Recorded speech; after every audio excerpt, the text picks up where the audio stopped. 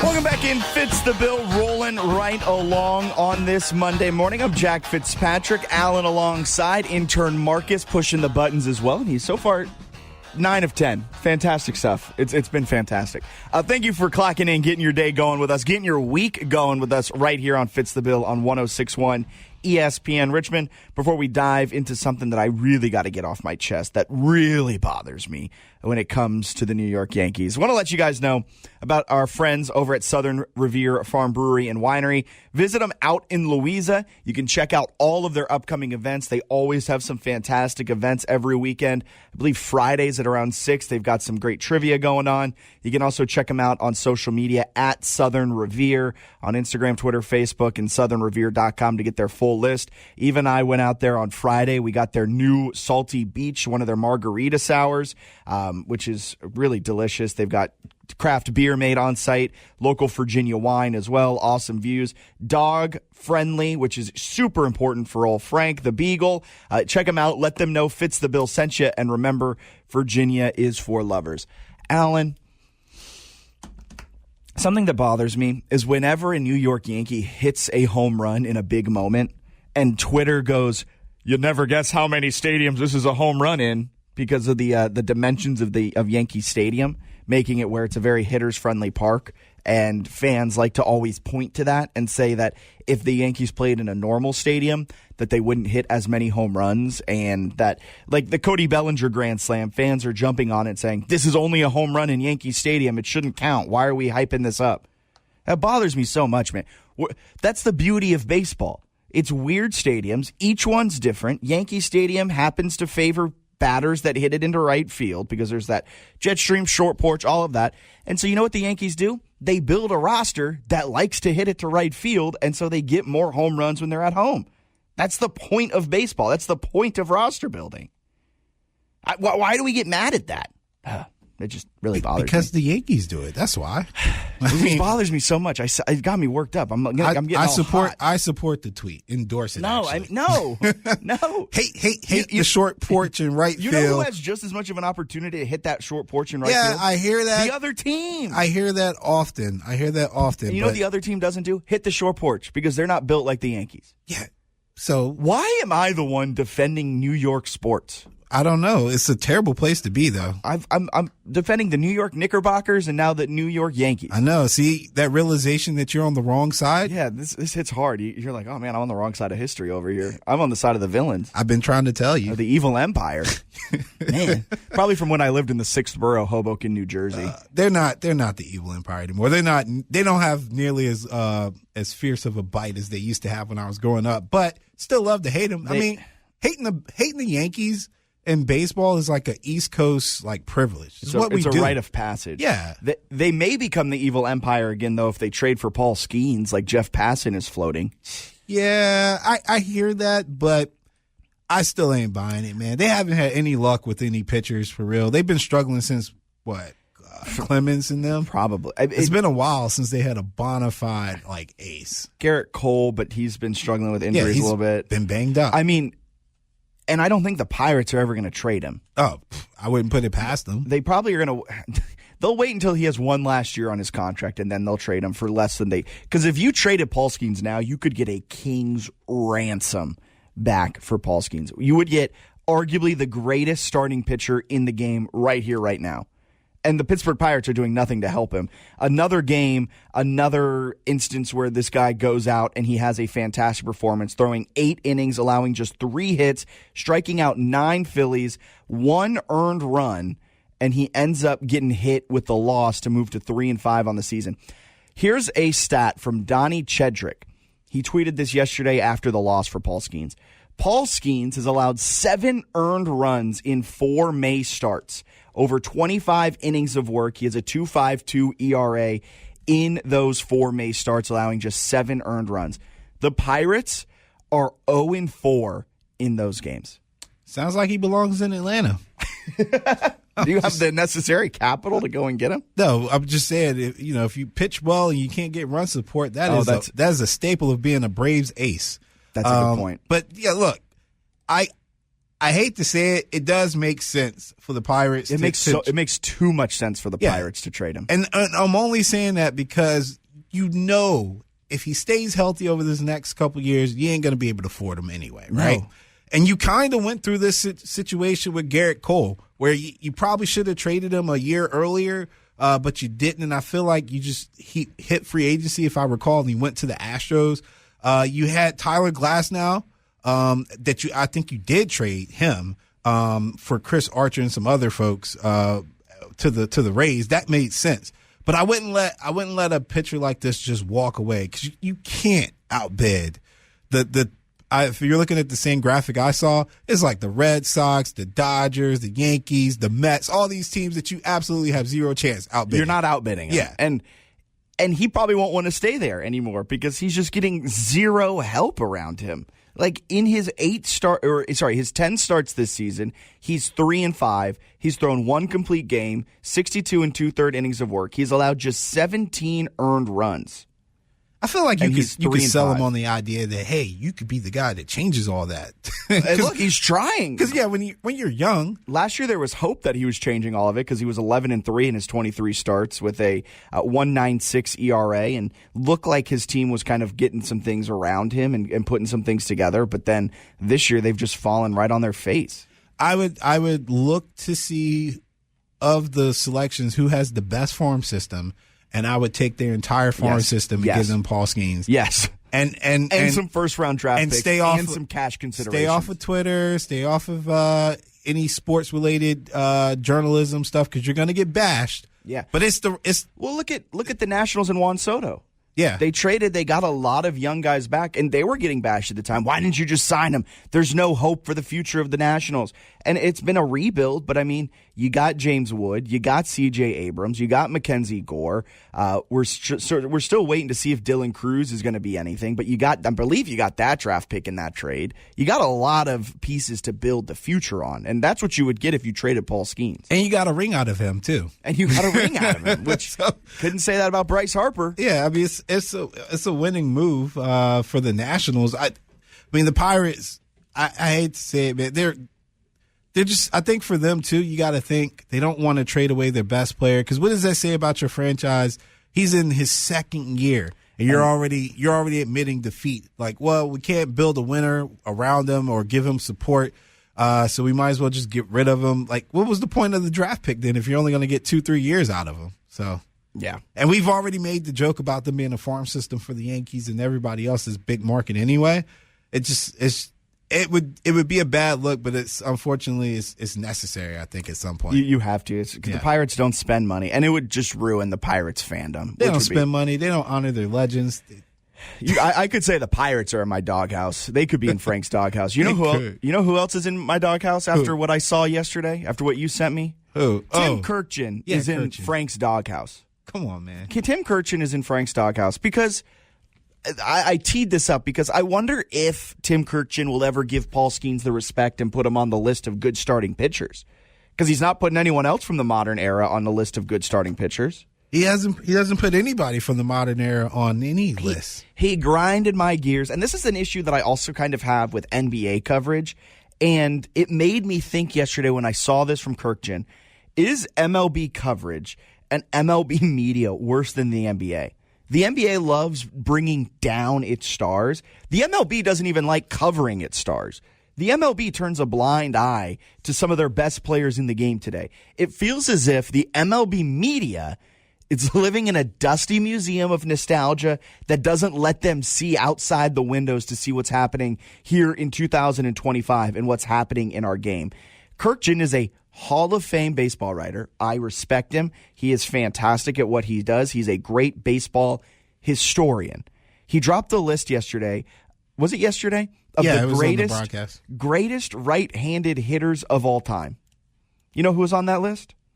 Guys who all of their headshots and all of their highlight reels are in black and white. Joe DiMaggio, Rogers Hornsby, Jimmy Fox, Hank Aaron, Willie Mays. Now those are great players, all of which who are regarded as some of the best hitters of all time, and they deserve to be on the list. But some of the guys that he left off, Miguel Cabrera, Albert Pujols, Mike Trout, you could argue that Trout has more power and is a better bat than the list that he did put together. And then he didn't even have guys on the list. And you might put your nose up at some of these names, but they're good hitters. Mookie Betts, Aaron Judge, Ronald Acuna, Jose Altuve, who's batting above 300 for his entire career. And that's the supposed mark that the MLB historians love to cite. All of which are some of the greatest right-handed bats that we have in the game today. But then you talk with Tim Kirkjian or other MLB historians or MLB quote-unquote media, and they say these guys haven't done enough. Their stats don't stack up to them. They're too modern. They didn't play in the quote-unquote golden era. Everything now is tainted by steroids and analytics. You have to be able to play when you could chew tobacco on the field and you smoked a pack of cigarettes in your post-game interviews. It's wild to me about how not all MLB media, but there are parts of the MLB media that sit idly by while the MLB gets lapped by the NFL and NBA. The MLB is the only major sport on in the summer, and yet the NFL still dominates the headlines in the offseason. When the MLB is actually playing games and the NFL is in the offseason, the NFL still dominates headlines, and the MLB sits idly by. They don't drum up interest in today's stars. Instead, we focus on stars from a bygone era like Joe DiMaggio, like Hank Aaron, like Willie Mays. And we focus on them rather than bringing up the stars of today. The writers are more interested in preserving the cobwebs in Cooperstown than actually evaluating the game today. The game's evolved. It's a completely different game. Pitchers are throwing 101. I mean, shoot, Aroldis Chapman sometimes clocks in at 106. We still question that one. But analytics. On who's running the radar? Me. I'm putting a couple extra MPHs on it. But pitchers throw more with movement. Analytics have redefined what greatness is. Like, you don't want to hit for contact, get guy on base, bring a run home. That's just not how the game is played anymore. But sure, let's keep pretending that guys who played before the league was integrated, they are all-time greats. That they're better batters than Aaron Judge is today. You put Aaron Judge next to Hank Aaron. Not that one? No. I'm only solid because I'm waiting for you to finish. I was going to say the main grievance would be Hank Aaron's position in batting history is solidified without a doubt. Top all right, 5. So then Aaron Judge next to Joe DiMaggio. Even there, I would say you put a pitcher. You put a pitcher on the mound who's throwing 101 with movement. Joe DiMaggio is not doing what he's doing. Nah, he wouldn't. I don't think he would do it for power. I think they would have, like, good hitters all have kind of like the same thing with them. Like, they will make an adjustment at some point. But like in an era where you don't have platooning and you don't have like the velo. Yeah, I would imagine somebody from our era who's used to seeing fresh arms every like 3 to 5 innings would probably do better. It's like saying Bob Cousy's better than Anthony Edwards in the NBA. Yeah, no, and I totally get the new school, old school argument. I've been an advocate for separating sports into eras when we talk about greatness so we can avoid these conversations or this issue where clearly the game is so much different when even Hank Aaron played, right? I think platooning was just getting started then or kind of becoming a concept. So this is a good point. Yeah. Separate it into eras so we can avoid this because it is crazy to say that we are comparing Joe DiMaggio, who played half of his career before the game was integrated and he had to miss 3 or 4 seasons due to World War II military service. We're comparing him to Aaron Judge, who is a machine of a man. And I will openly admit my issue with that particular segment was that he said, we'll someday see Aaron Judge on this list, but totally disregarding Miggy and Albert Pujols, who are significantly better than Aaron Judge as a complete hitter. Like Miggy won a triple crown, man. Like historically speaking, that should be something that if you're talking right-handed hitters, that should be something that should get acknowledged on a regular basis, especially for the modern era of baseball where we don't have guys who really can do all 3 things consistently. Yeah, I think that's the issue, right, though? It's that whenever we do these lists, because MLB is such an old sport, we typically find our top 5s with these guys who have headshots that are in black and white still. Yeah. Like that's the issue. There are so many great modern players, but we focus on the past. We focus on who was great in the 1950s or 60s rather than being like, Mookie Betts is really good.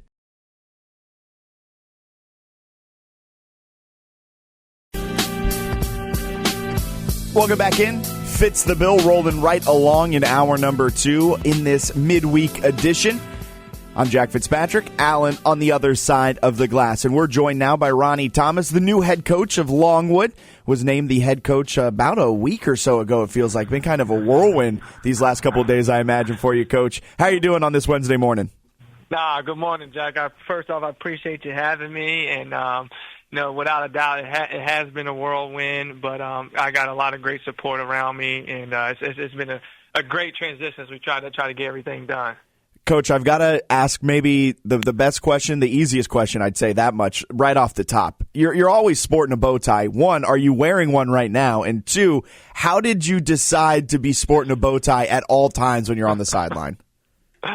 I am not wearing one right now, but I am more business casual today. So I don't have one on now. And the staff, and one of the first things they asked me, they were like, "All right, so we got to know." And I was like, "We got to know what? Are we wearing suits or quarter zips next year?"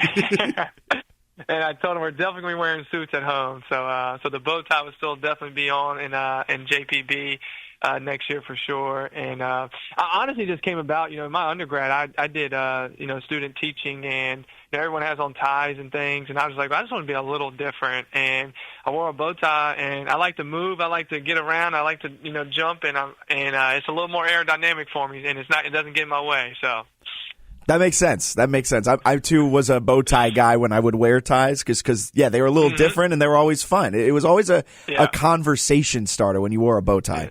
Yeah, and it cannot be a pre-tied one. You cannot be. No, I agree. If you wear a pre-tie one, then I lose a lot of respect right then and there.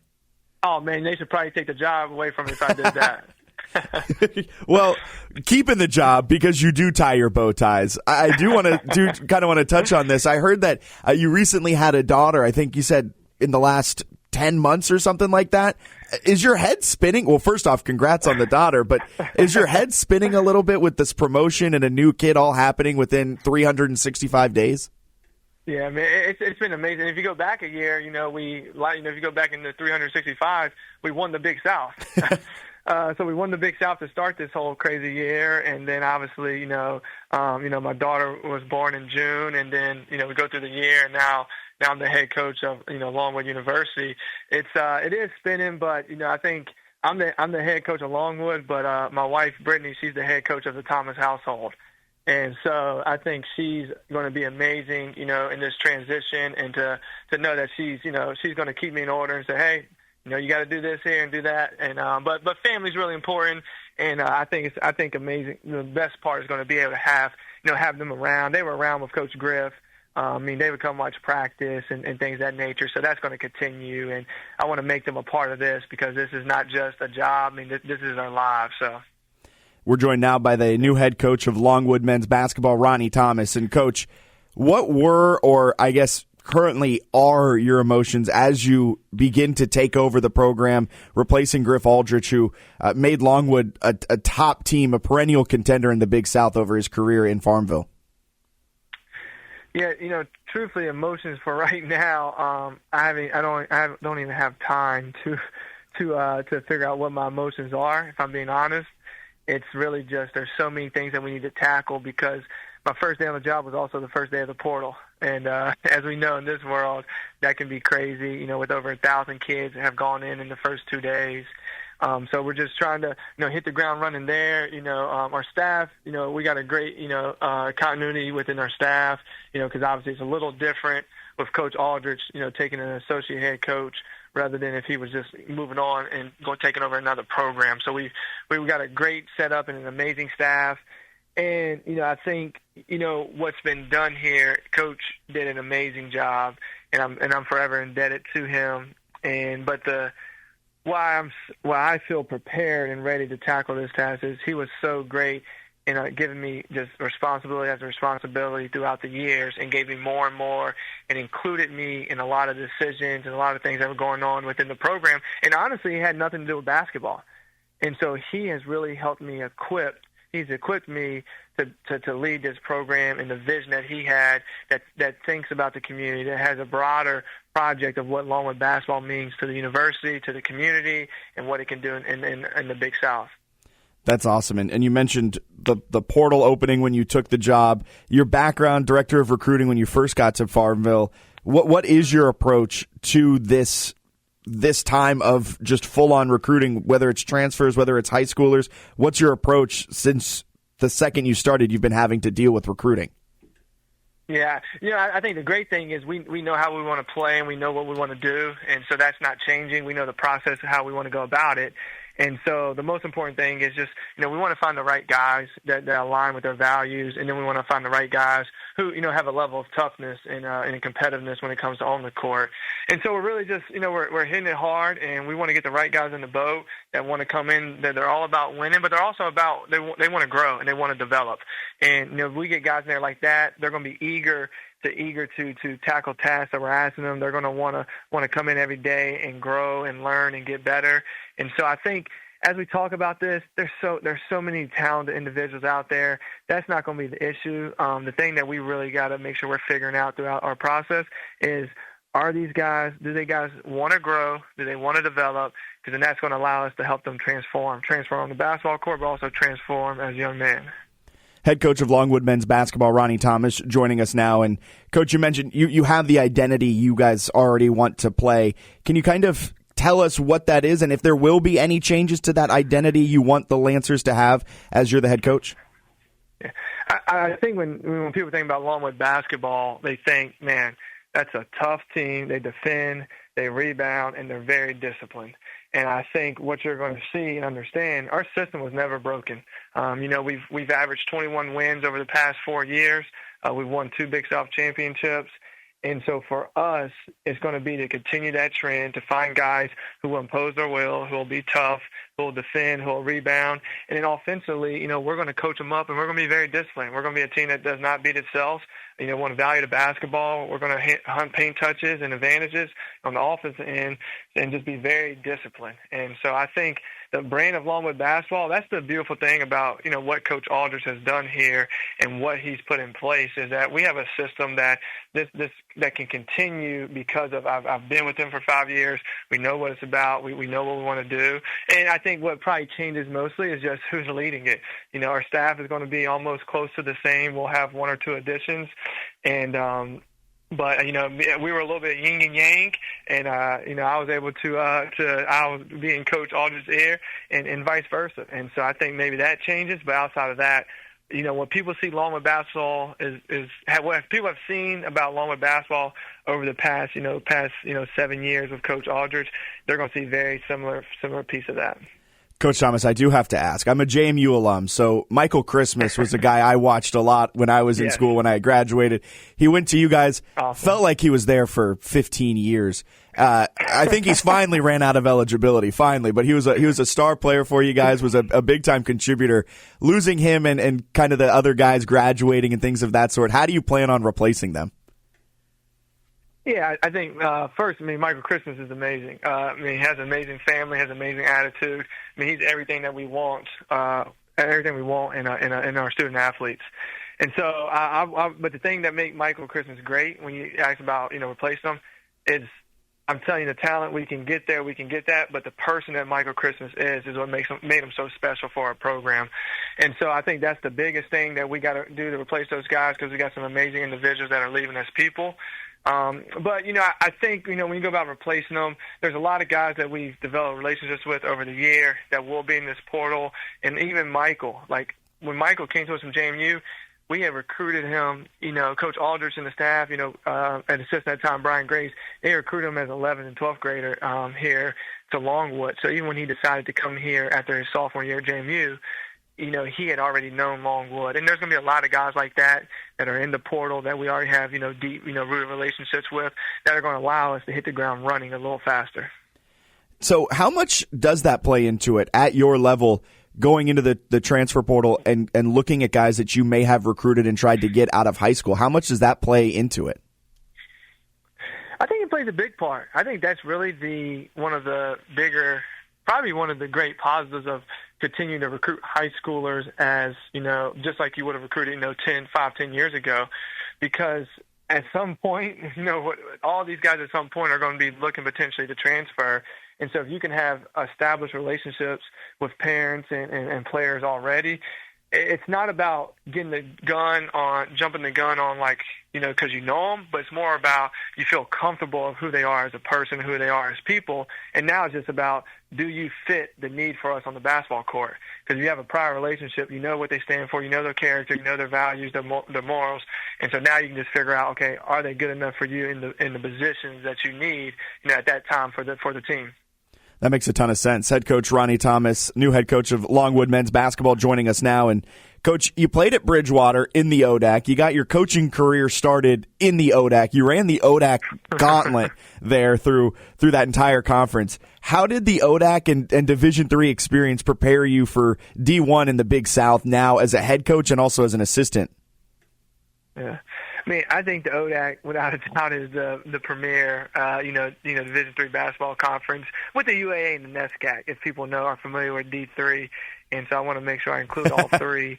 And obviously they had both two teams in the Final Four, but, last year there was two, ODAC teams in the Final Four, and one was a national championship, which is, Hampton-Sydney, which is obviously located in Farmville as well, and is led by, Kayla Kimbrough, who I actually was an assistant, at Guilford together. I think the thing that's so great about the ODAC, there's so many great coaches in the ODAC. And sometimes, the athleticism could be maybe a little different piece, but I think that's when it's about coaching comes up a lot more in the X's and O's. And so I think that's honestly, even you see, you look at a little different scale, Ben McCollum's doing what he's doing from D2, going to Drake. I don't even want to say lower level, divisions, but Division II, Division III, JUCO coaches who have come to Division I level and had success. I think some of that is because that you get to teach, and you get to the teaching part of coaching a little more. And so now when you get to this level and you got, guys who jump a little higher, run a little faster, and then now you got extremely great coaches who want to teach the X and O's, that's when you really see those coaches shoot off and transform. That's awesome. Coach, thank you so much for your time on this Wednesday morning. I know things are very busy with the transfer portal, with recruiting and getting everything set after being named the head coach just a few days ago. So appreciate you taking some time out of your day to chat with us and talk some Longwood basketball. And thank you so much, and I hope you guys have a great rest of the morning, and feel free to call me back anytime. Will do for sure, Coach. Have a great Wednesday. All right, you too. Thank you.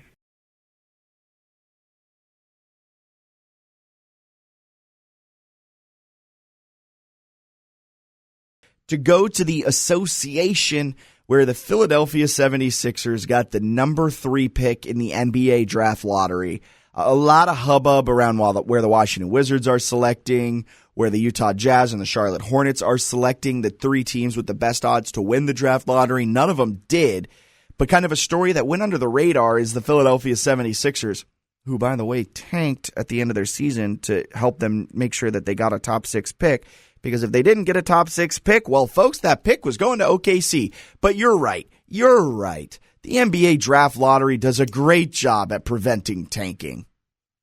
I don't know if you could hear the sarcasm in my voice and my eyes rolling, because people who say that I think are so hilarious. The NBA draft lottery does nothing to discourage tanking. Teams are still tanking. If anything, it encourages them more because 3 teams have the same opportunity. The 3 worst teams all have the same opportunity to get the number 1 overall seed. And a team like the 76ers actively tanked at the tail end of their season to ensure that they had better odds to get a top 6 pick.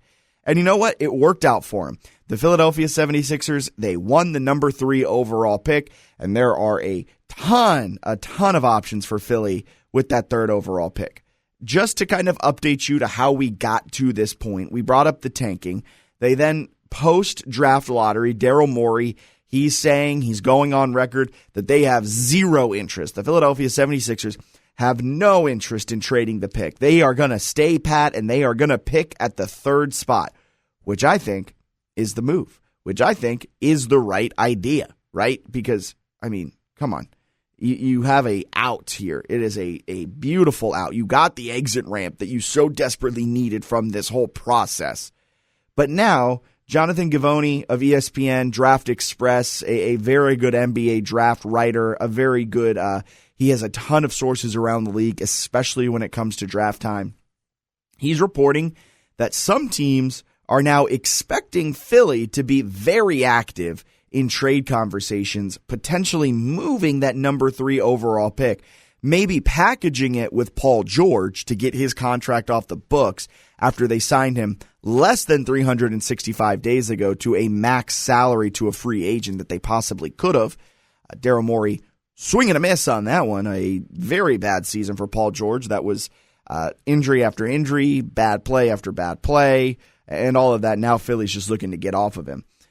But apparently, in a package like that, Paul George, number 3 overall picks, and maybe other things sprinkled in there, Philly's looking to maybe go after Kevin Durant or Lauri Markkanen of the Utah Jazz. What are we doing? You're going to trade Paul George and the number 3 overall pick, your exit ramp to getting out of this mess that you created for yourself, and your solution to it is a 37-year-old aging veteran who hasn't been, Kevin Durant's been good, but I wouldn't say he's been a top 5 NBA player the last 3, ever since he found his way to the Phoenix Suns. Really ever since maybe that season where his foot was on the 3-point line in the playoffs for the Brooklyn Nets against the Milwaukee Bucks. I think that was the year the Bucks ended up going on to win the NBA Finals. But maybe he has not been a top 5 player since then. And you want to give up the number 3 overall pick? This would be the entirely wrong move. But it would make sense for Daryl Morey, right? I mean, this is a guy who's had wrong move after wrong move after wrong move. Goes and gets James Harden, wrong move. I mean, that doesn't work out. Goes and gets Paul George. I mean, he is a star hunter. Goes out and gets Paul George, wrong move. And so it would make sense. In his long list of wrong moves, this would just add to it. But this is your opportunity, Daryl Morey, to take a top 3 pick, get one of the most talented players, whoever it may be, get one of the most talented players in the NBA, and then you could then use that as a leaping board to get out of the process, and you could build around Tyrese Maxey, Jared McCain, who showed some really good flashes to start the season before injuries, and it would be able to kind of put that core together, and maybe you move off Joel Embiid, maybe you keep with him. He's an aging guy who's been battling injuries for a while. This is your opportunity. This is your opportunity to get out of the process. You'd still maybe trade Paul George in just a salary dump, or maybe you keep him on the roster and you can kind of work around it a little bit. But this is the opportunity for Daryl Morey to get out of the process and make a move, get a big-time player, and be able to set himself up for the future of Philly. If he trades the number 3 overall pick, that is a tough move because you're not setting yourself up for the future. You're setting yourself up in a very short-term lens, which is very similar to what he did with James Harden when he traded for James. It's very similar to what he did with Paul George last offseason, signing Paul George. It is a very short-sighted move. Daryl Morey is not looking 5 years down the road. Daryl Morey is looking 5 minutes down the road. And that's what this trade would be if he ends up making it. And it seems like with his track record, he's going to try and make this trade. He wants a star on this roster, and he wants to get away from Paul George. I just feel bad for 76ers fans, man. Just a string of bad draft decision after bad draft decision, even going back to their previous GMs and previous presidents of basketball operations. Ben Simmons is a bust. Jahlil Okafor is a bust. Markelle Fultz is a bust. Joel Embiid showed flashes, but he's been injury-prone his entire career. You could say potentially never living up to the hopes that 76ers had for Embiid. I feel, and now your president of basketball operations, Daryl Morey, is thinking about trading the number 3 overall pick for a 37-year-old shooter who lacks the killer instinct. It's going to be tough. That is a tough pill to swallow if they end up doing that. You got to stay where you are if you're the 76ers. Set yourself up for 5 years down the road. Set yourself up for future success. Get out of this short-term thinking and think ahead. Think down the road. When I saw this come across my timeline, I was like, man, that is a tough one. All right, we're going to step aside, be back to wrap up hour number 1 of Fitz the Bill as we're riding solo this Tuesday morning. We'll be back with more right here on 106.1 ESPN. Welcome back in. Fitz the Bill rolling right along here on this Tuesday morning. We're going to go right on out to the phone lines here as we wrap up hour number one. Bruce is on line one. Good morning, Bruce. How you doing? Great morning, Jack. You are, you're doing it, man. You're doing it. Busier than a one-legged, well, you're just doing it, man. Hey, Jack, let me say something quick. There was some conversation related around golfing. And there's a fact that we don't talk a lot about Tiger Woods. And it's a GOAT fact of all GOAT facts. Tiger Woods played in 142 consecutive tournaments, events, what have you, and never missed a cut. Fitz, it is the GOAT of all GOAT facts. There is no other GOAT. It's no 6 championships. It's no 7 Super Bowls. It's none of that. It's no 11 NBA championships. It's 142 consecutive events. It's a secretariat type fact.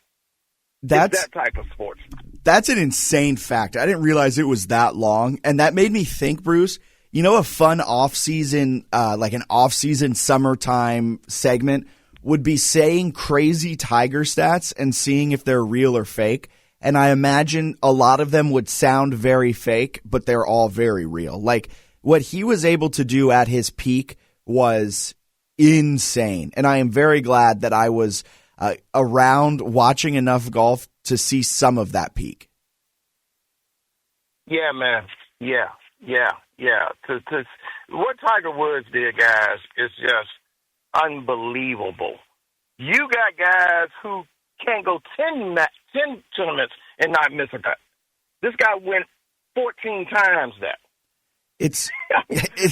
That is what, 172. Let's say he's doing, I don't know how many in a 142. 142. Let's say he's doing 30 events. 30 events a year. Maybe that's on the high side, but that's over 5 years straight of never missing a cut. Yeah. That's a wild stat. And you see, Scottie Scheffler's fantastic. He occasionally misses a cut, and he's done it in the last 5 years. I'll tell you that much. Rory, who is supposedly the next Tiger Woods, which I always get so annoyed when we try to find the, quote, next Tiger Woods. Rory's missing a cut every other week, it feels like. Hey, man, that's a secretariat type fact, man. That's you got to be a machine to do that, man. So I just wanted to drop that, man. I mean, the issue, what you were talking about the last segment, you build through the draft, man. Exactly. Come on, guys. I mean, this is just insane to hear this news coming out of 76ers land. You build through the draft. It would be the most 76ers move ever to trade the future of your franchise for a 37-year-old aging Kevin Durant who has not been elite for the last 3 seasons. Bruce, thank you so much for calling in. Have a wonderful Tuesday. Have a wonderful week. We'll talk soon. Thanks, Fitz. There goes Bruce. I mean, when I was talking about it, I thought Bruce would have some feeling on that because, that is a tough move. You can't sacrifice the future of your franchise. Someone's got to rein in Daryl Morey. Someone tell him, you don't need that many stars, dude. You just do not. Build through the draft, build through your young guys, and you'll have success. Joining us in just a couple of minutes, Dan Pizzuta, as we talk some NFL offseason. Joe DeLeon in hour number 2, as is Jasmine Wimbish. She's joining us to talk some conference finals action. That's all coming up in hour number 2 of Fitz the Bill. Folks, stay with us. We'll be right back.